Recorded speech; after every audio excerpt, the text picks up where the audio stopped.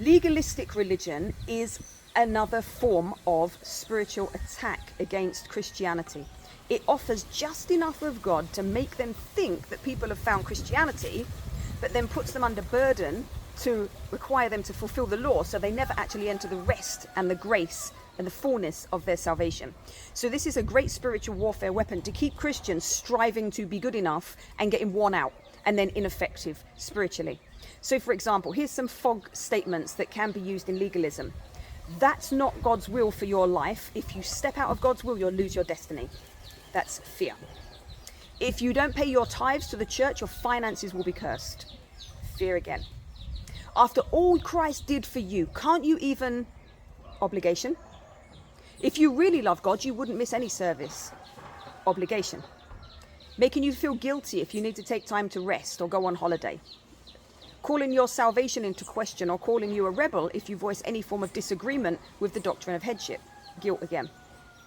Trying to make people live for God by adherence to the law and using these fog tactics to make them comply isn't just being in a strict church. It is manipulation, it's domination, it's coercive control, which is a form of witchcraft. If you want scriptures to back that up, look at Galatians 3, 1-13.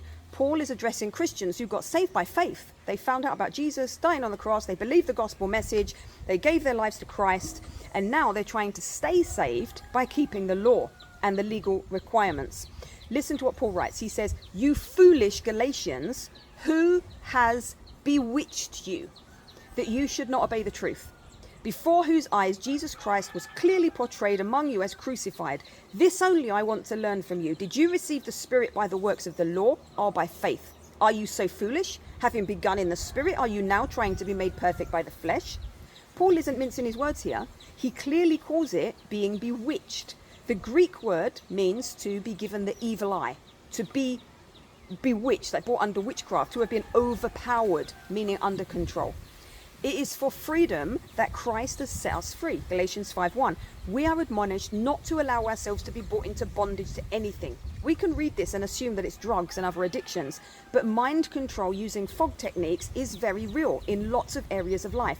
It's used in sales and marketing. It's used in social media. It's used in abusive relationships. It's used in cults. If we're not mindful of it or aware of it, we can be controlled and manipulated by it, and it is a form of witchcraft.